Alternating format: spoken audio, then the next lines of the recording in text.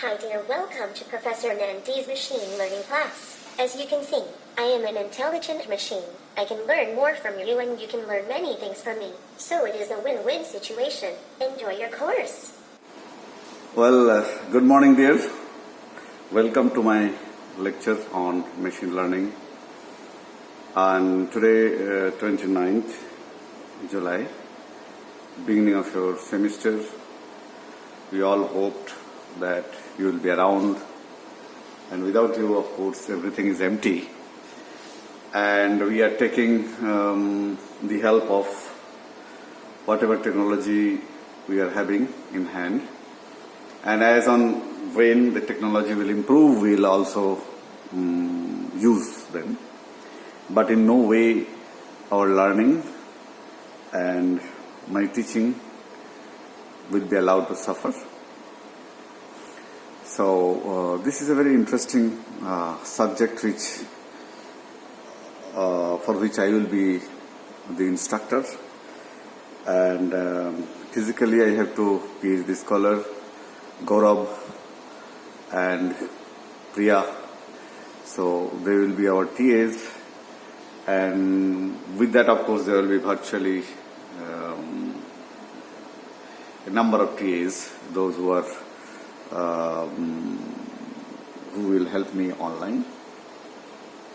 So in the beginning of the class, I would like to communicate to you some protocols. Okay, so here is my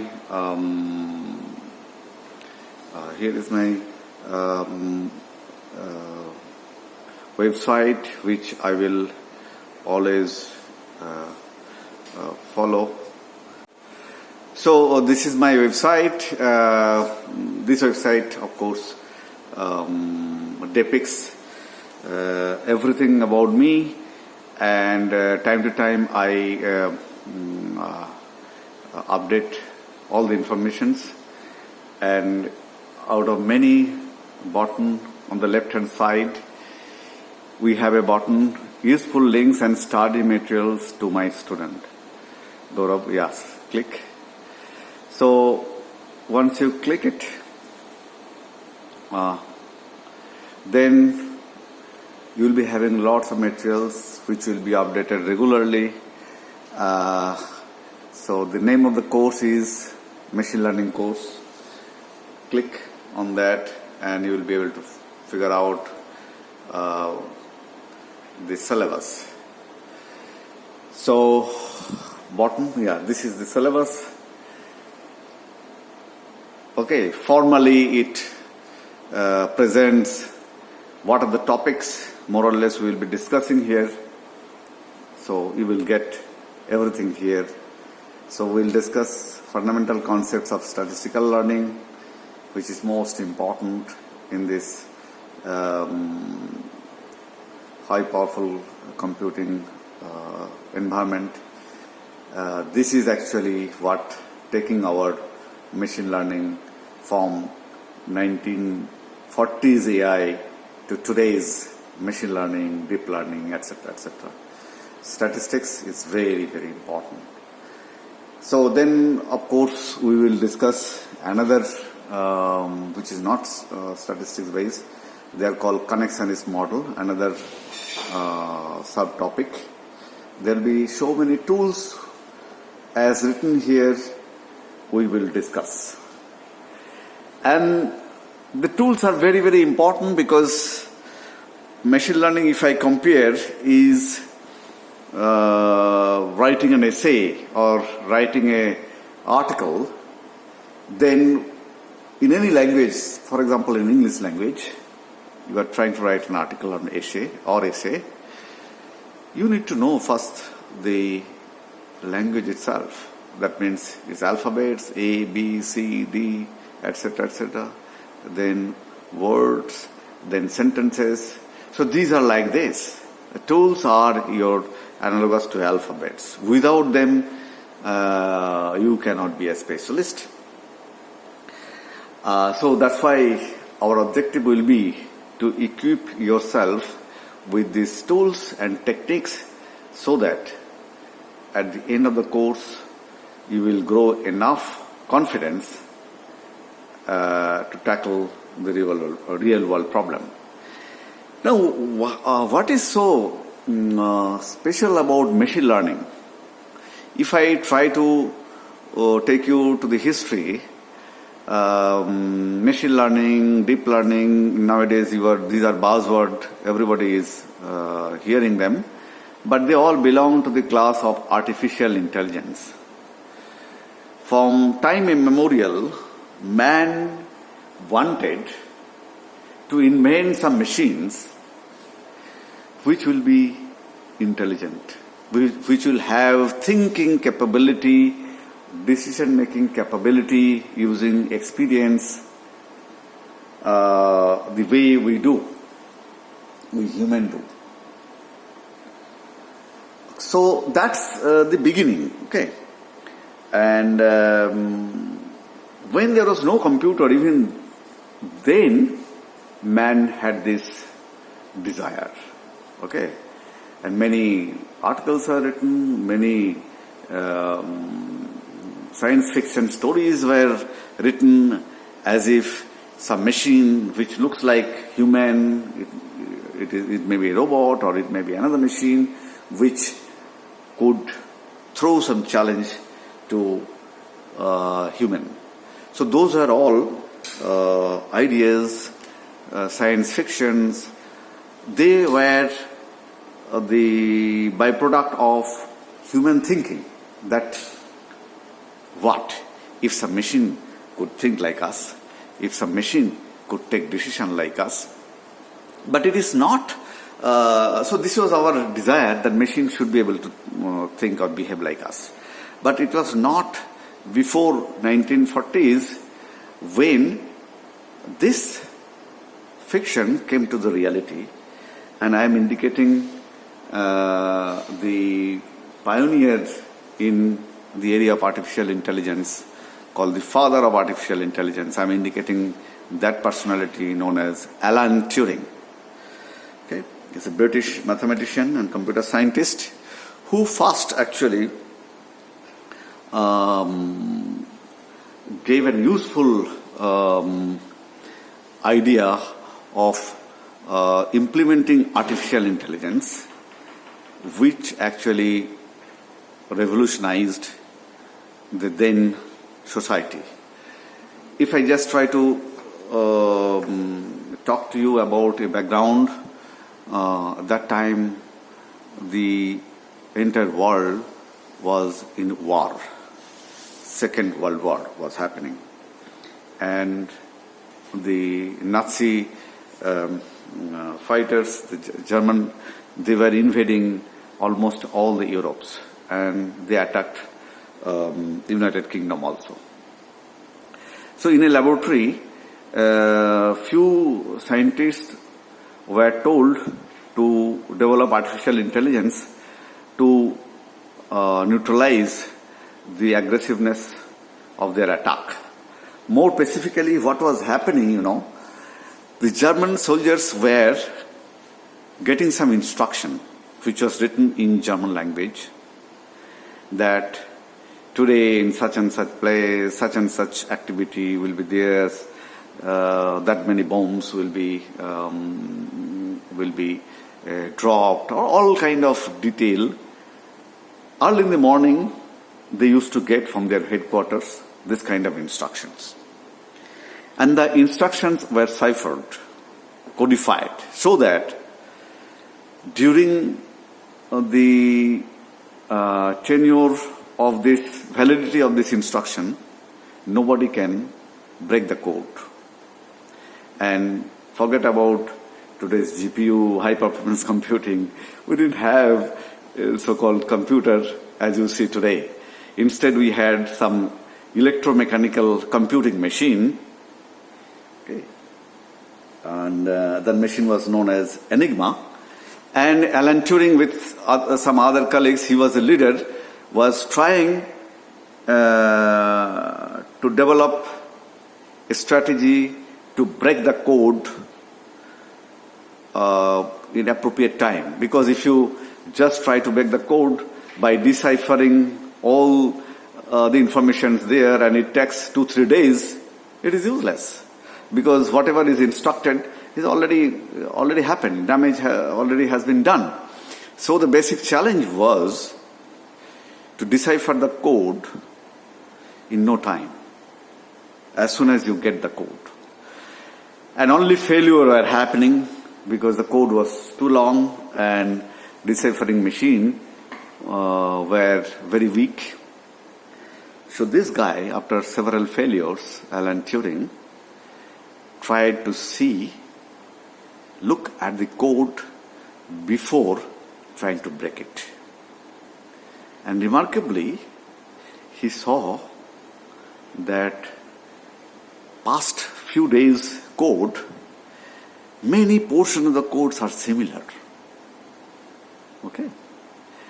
And that's the concept of a pattern. He tried to see the pattern of the data, which was actually deciphered coded message.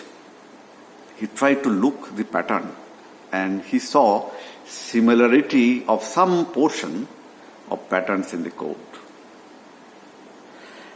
And then he thought, can I devise some intelligent program so that we will not look to these similar portion of the code. Instead, only the dissimilar part we will try to decipher. So now the length of the code which you are deciphering was drastically reduced to a manageable code, and that machine broke the code in real time, and that was a revolution because that changed the course of action of the world. Because before German were acting on the codes, this UK soldiers, they were actually getting all the information that they are trying to do this, they are trying to do that. In that spot, they will now concentrate today. In that place, they are going to drop so many bombs. All detail they could decipher. And then, very secretly, they pretended that they are not able to break the code, although they did. And selectively, when heavy damage were planned, they were taking corrective measure. And that's the artificial intelligence. Where is the artificial intelligence? Alan Turing devised a code in such a way that it extracted the useful feature, which is the similar part of the code. And similar part, for fun, they also deciphered it, and they realized what they were communicating is many garbage messages like this. Good morning, and then how the weather today, all kind of nonsense. And they were hiding the actual code in between. Okay? So it was actually, they were mixing with the garbage. An artificial intelligence program under the leadership of Alan Turing were able to first decipher the code using primitive machine like Enigma. So that's the beginning. So what lesson you got? If you're intelligent enough and intelligent thinking is producing some intelligent code, then you may not need several GPUs, high performance computing. You need them, but they are secondary. What you need is intelligence. And this guy, it is actually, the war was, due to this guy, the Second World War was shortened at least by 2 years, and at least it saved 14 million lives. So that's the contribution of artificial intelligence in the history. And of course, all of you know, in computer science, he is considered to be the father of artificial intelligence. He is also considered to be the father of theoretical computer science, because all of you are accustomed with Turing machine. Okay, and AI people also studied Turing test, which is the test whether a machine is really intelligent or not. So those are the things you have studied or you will study in different courses. So I wanted to make a point here that the artificial intelligence were first introduced by Guy Alan Turing, and the scientific community recognized him, giving today the highest honored prize in the area of computer science is named after him. It's called Turing Award. It is given to those personalities who are doing significant contribution in the area of computer science. And last year, now, so that was the beginning, 1940s. So it is not new. And then people were struggling that how artificial intelligence can be ubiquitous, means everywhere, how it can be used, it can be useful. Okay, and people tried to design a machine where the concept of artificial intelligence can be implemented. The machine is called robot. Okay, and people try to do several algorithms, try to take help from mathematics, from logic, whatever. Okay, and try to devise some intelligent program, intelligent machine, and they were getting success.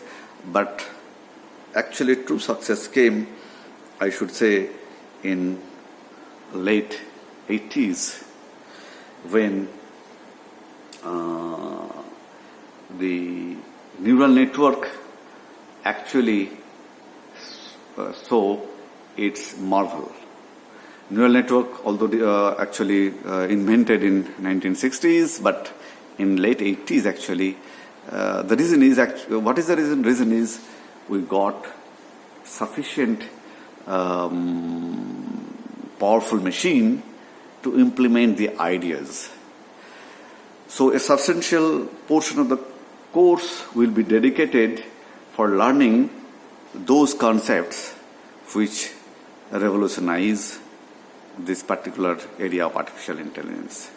And today, everybody is talking about artificial intelligence. Why? Because you see, in all places you have applications. Actually, when I see, people are doing morning walking. Some apps are there which will trace your energy level, how much energy you consumed, and then how many steps you execute, what distance you traveled, everything, and you are conversant with such apps. Many apps are there. And at the heart of the apps, you have machine learning. So, artificial intelligence is the father we can talk about. And 1980s onward, the father gave birth to a child which is called machine learning. There is a difference between them. During the course, we'll talk about that. So, in a superset concept, if I draw, then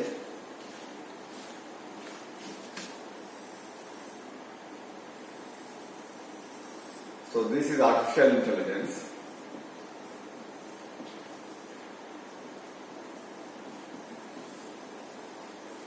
And then we have machine learning. Then we have deep learning. And you see, these area of these subsets were increasing day by day. Means almost machine learning is engulfing the entire branch of artificial intelligence. So artificial intelligence has other components also, which you will learn in a separate subject. There are so many search methods, so many deliberative approach. Deliberative approach means we plan everything the way my program will work. And for planning, you need mathematics, you need logic, you need many mathematical new tools like lambda calculus and all. So those were the topics under artificial intelligence. The aim was same, how to create smart program. And artificial intelligence using many formal logic and all, they gave birth to many products called expert system. Expert system for oil exploration, expert system for medical diagnosis.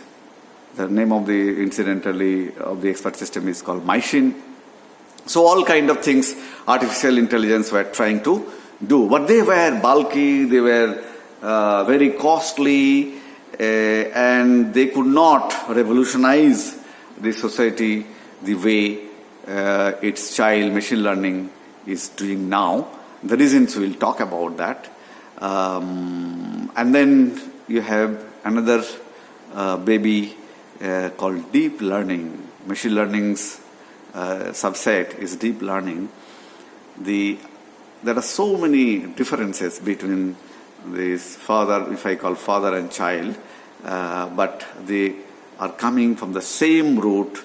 That's the thing I wanted to convey to you before talking about machine learning itself. So machine learning is actually mostly data-driven techniques. Okay, and why machine learning is flourishing today? One of the reason is availability of data, and data is considered to be the fuel in an automobile. For example, you have some two-wheeler, means maybe scooter or motorcycle. The amount of oil you put will take you somewhere. Okay, that is, oil is equivalent to data, and here the machine where you are putting, for example, two-wheeler or scooter or motorcycle, they are considered as a model or the device which will consume fuel and take you to the destination. So this fuel and machine analogy is very important to know, because then you know that machine learning, more fuel you give, what will happen to a motorcycle if I put 20 liters of fuel? You cannot put, because its capacity is small. So for that, what you need a big truck maybe, or a four-wheeler whose fuel tank is more, so that it can take you far and it can take you with more speed, with more comfort. Okay? And if you have more bigger facility or device, for example, what I should say, aeroplane, which consumes several lakhs liters of fuel. Okay, it's bigger. So the more fuel you can accommodate, more bigger machine you need, and more bigger objective that machine can satisfy. So this is an analogy which I am trying to draw here, that machine learning and then that scooter, motorcycle, and four-wheeler, small four-wheeler, even truck, maybe coming under the umbrella of machine learning. But for deep learning, you see the rocket, the aeroplane, all these massive devices consuming massive fuel, and fuel is equivalent to data, okay, can do the superb thing. Okay, so this is called deep learning, when the device is gigantic, the fuel is also huge, fuel is data here. So these are the differences. In artificial intelligence, actually was thriving to get success, because but during the era of 1960s, data was few.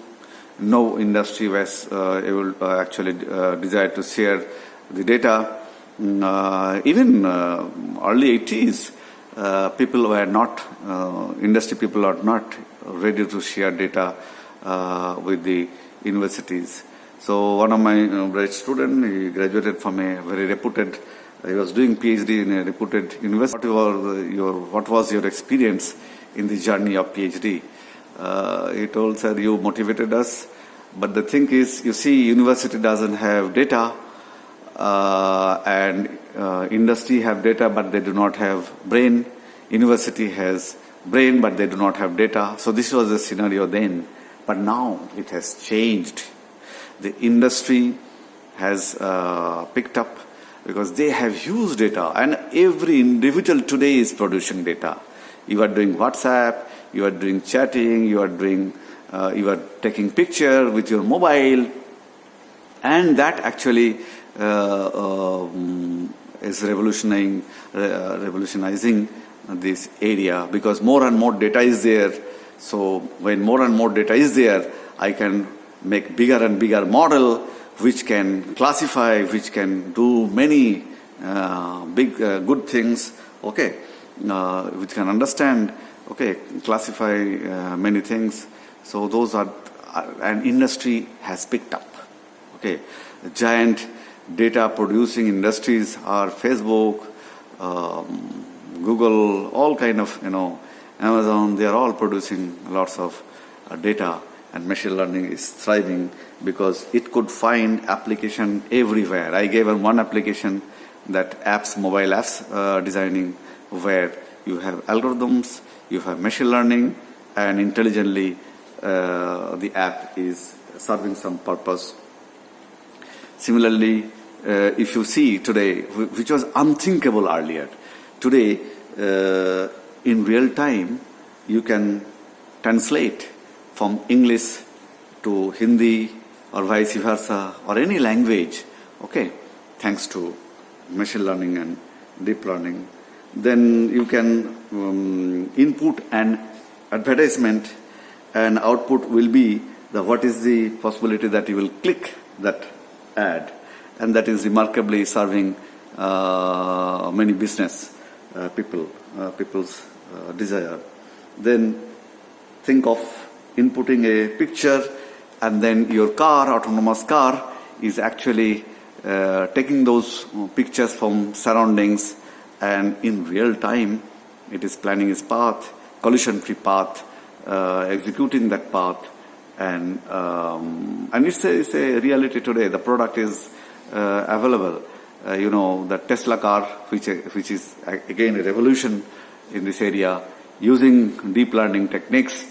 It has remarkable cover. It is an intelligent machine. The way it is being developed now, you can remotely control it, you can remotely switch it on, it is password protected. All kind of remarkable things are happening using machine learning and deep learning. Then lots of application. Then suppose you have gone to a bank for loan, and then your loan application will depend on your earlier score, whether you are defaulters or not. If your background and everything is put, they are called features, and then the program will tell you what is the possibility that you will return the loan. And seeing that possibility, manager will take a decision whether or not to give you the loan. Apart from that, you see, we have you are inputting audio clip, and you are getting text transcript. These are impossible things, very useful things, but earlier they are impossible. Now, thanks to deep learning, they are all possible now. There are many giants in this area, which you see, our challenge is in this lockdown, or sometimes it is called unlock. A little bit confusion is there, but in this scenario, our main challenge is how to motivate you and give you the knowledge which you require. And I will try my best to do this task. My job will be to act as a catalyst, and which will encourage you to get involved in this course. And this is very challenging for us also, because in the today's revolution in the internet, you have all materials available there. And it is also good for us, but the problem is they have all kinds of materials, garbage, very good, not so good. So it itself is a challenge to mine the appropriate materials, and those materials you will use together with my lecture, and there will be substantial assignments which will make you an expert in this machine learning course, I believe. Before concluding, I again thank you all for your attention, and I hope that using discussion forum, as the course will proceed, you will also take part in discussion. Any problem, any query you have, please let us know, and we'll try our best to satisfy you. So my website, okay, you should hit. This will also improve my rating, but I am joking. I don't need any rating in my website, but materials will provide there. And I hope you will enjoy time to time looking around those materials and interacting with us. That will actually be very lively for our course. Thank you for your attention.